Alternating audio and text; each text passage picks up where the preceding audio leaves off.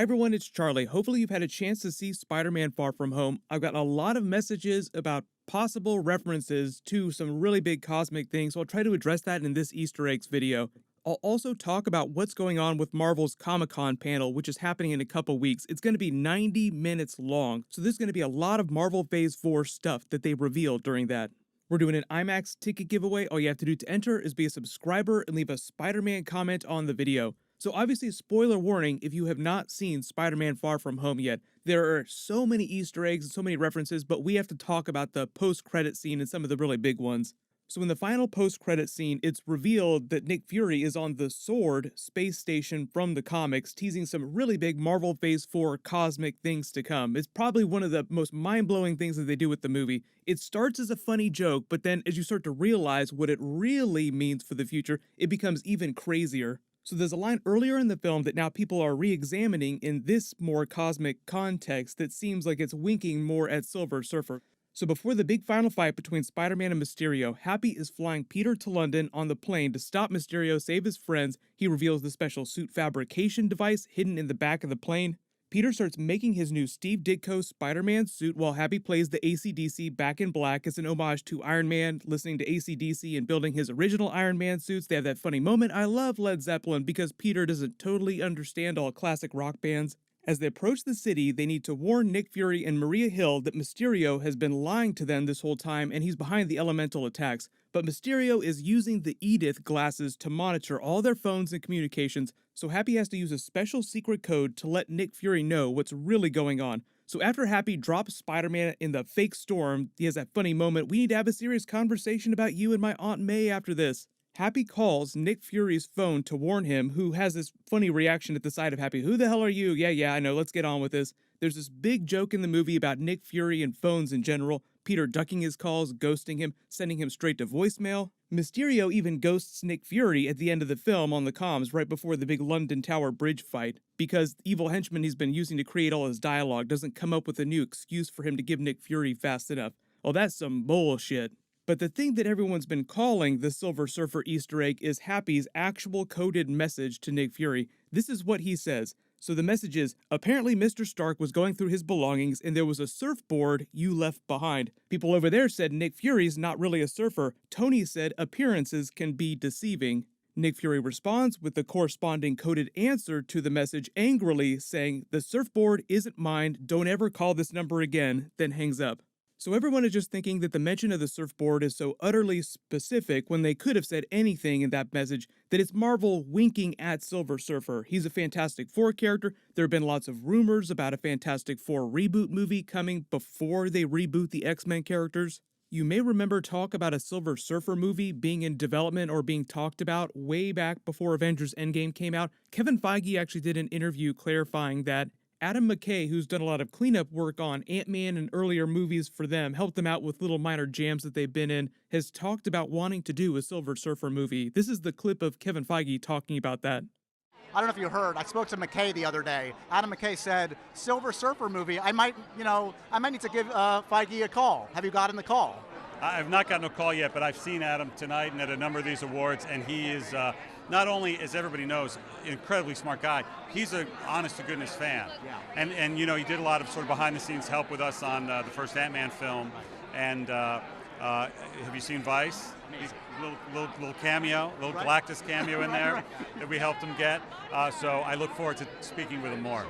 Is there a Fox property you're just excited to potentially get your hands on in particular? The truth is, I'm excited for all of them. I'm excited, and it's not just the marquee names. You know, there are hundreds of names on those documents, on those agreements, and the fact that Marvel is as close as we may ever get now to having access to all of the characters is something I've been dreaming about for my almost 20 years at Marvel, and it's very exciting. So taking that all in, it's clear that Marvel is thinking a lot about Silver Surfer separately from X-Men and Fantastic Four stuff. I wouldn't be surprised if there's a lot of talks going on behind the scenes. So you could take that special coded Nick Fury, Happy Hogan message as a Silver Surfer Easter egg. But I also think part of that joke with the surfboard about Nick Fury being a surfer is them setting up the post-credit scene joke of him being on the beach in that Tahiti-like simulation enjoying some vacation downtime between threats. which was the whole reason that he asked Talos and his wife to use their Skrull powers to stand in for him on Earth and hand off Iron Man's Edith glasses to Spider-Man. Now, they have that big joke during the post-credit scene where Talos is like, yeah, we gave the kid the glasses like you said, but then things kind of went off the rails, and you really need to come back. People were asking, where are the Avengers? What do I tell them? I have no idea where the Avengers are. So Nick Fury is like, okay, fine, everybody back to work, chop chop, has anyone seen my shoes? So if they're doing all this big cosmic stuff in the post-credit scene, would it make sense that they also have some funny cosmic jokes earlier in the film too? The only issue I see with them doing Silver Surfer Easter eggs this early is that the movie was shot before the Fox Disney deal had closed, and until that had happened, they legally weren't allowed to reference or talk about any X-Men or Fantastic Four stuff.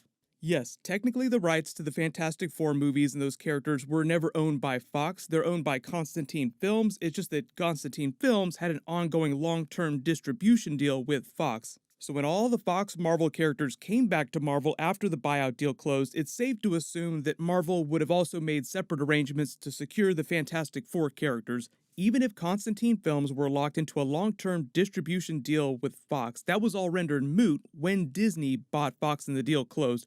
Worst case scenario with the future Fantastic Four movies is that Marvel has to do a similar sharing deal with that studio as it does with Sony in the Spider-Man characters.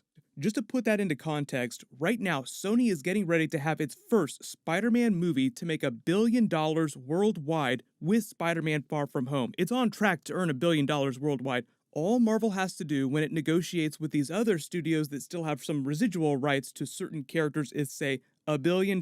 Just hold up a sign with $1 billion on it and tell them you're never going to make this kind of money trying to make your own movie with these characters. So just let us use them however we want. We'll share some of the money with you, and you don't have to do jack shit. Just sit there and cash the checks that we send you.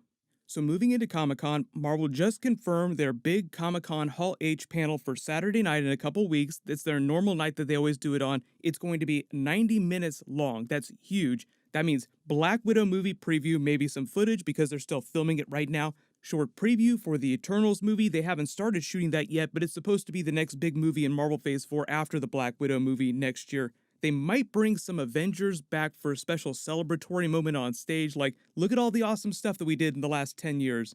Probably a full schedule of Marvel Phase 4 films for just the next 4 years. We know what most of those are. Maybe they'll announce Spider-Man 3, which should come out in 2021, which is 2 years from now. We actually just got some news that Kraven might be one of the villains of that movie, including the Scorpion, because they'll be coming back. They weren't in Spider-Man Far From Home, but there are a couple of villains left over at the end of Spider-Man Homecoming that will come back for Spider-Man 3.